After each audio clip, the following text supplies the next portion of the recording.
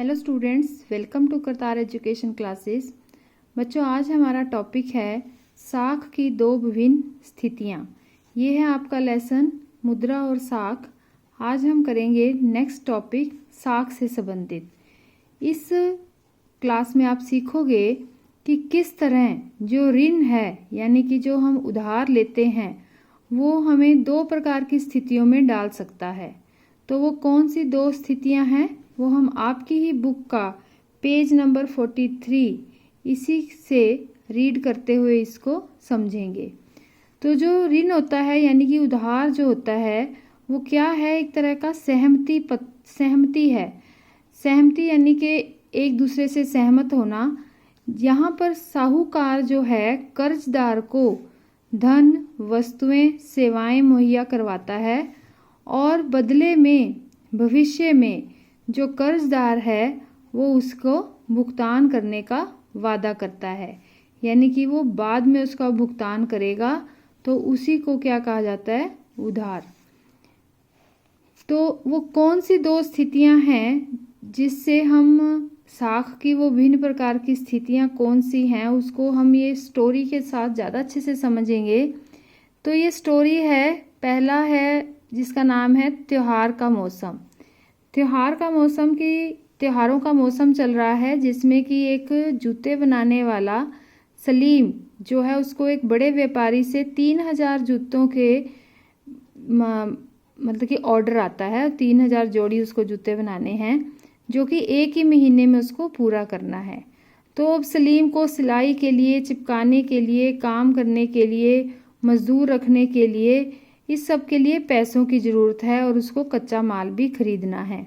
तो सलीम क्या करता है, वो दो तरीके से उधारी लेता है। पहला वो क्या करता है कि जो चमड़ा व्यापारी है जिससे कि उसको जूते बनाने के लिए चमड़ा लेना है उसको वो कहता है कि वो चमड़ा अभी दे दे, पहले ही दे दे और बाद में वो भुगतान कर देगा यानी कि पैसे दे देगा।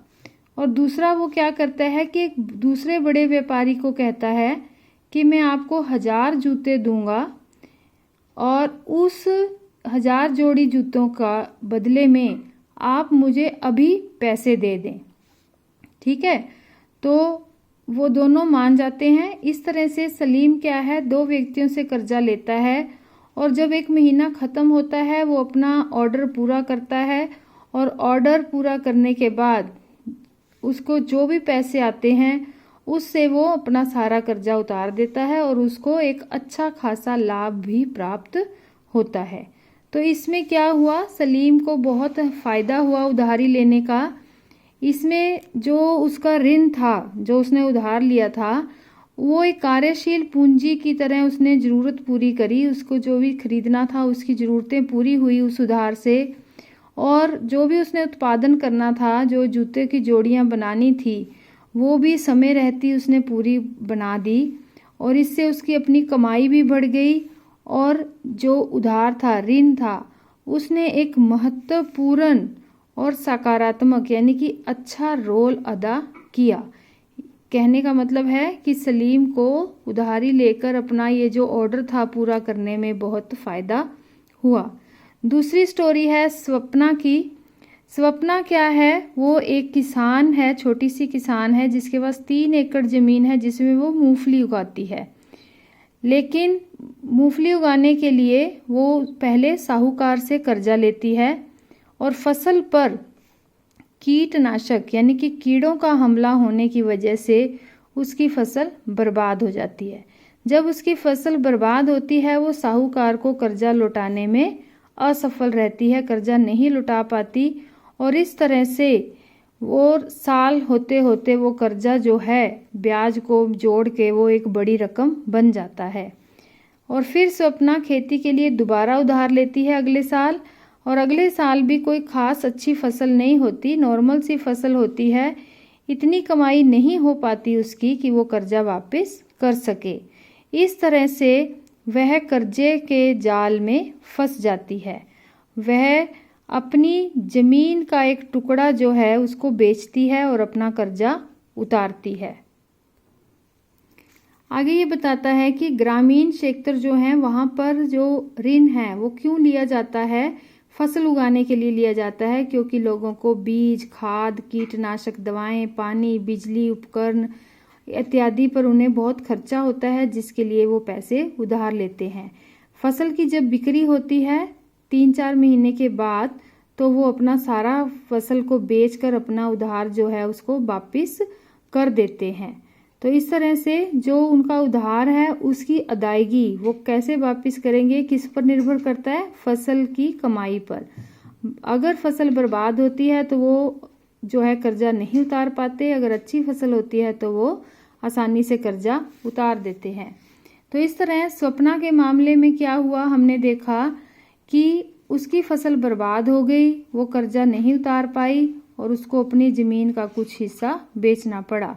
तो जो ऋण था, जो उसने उधार लिया था, उसने उसकी कमाई नहीं बढ़ाई जिस तरह से कि सलीम की कमाई बढ़ गई थी। स्वप्ना के साथ क्या हुआ कि उसकी स्थिति बदतर हो गई, पहले से भी बुरी हो गई और वो कर्ज जाल में फंस गई। तो इस तरह से जब स्थिति और बदतर हो जाती है, जब व्यक्ति ऋण नहीं चुका पाता है, तो इसे ही आम भाषा में कर्ज जाल कहते हैं। यह बेटा आपका बहुत इंपॉर्टेंट क्वेश्चन है कि कर्ज जाल किसे कहते हैं।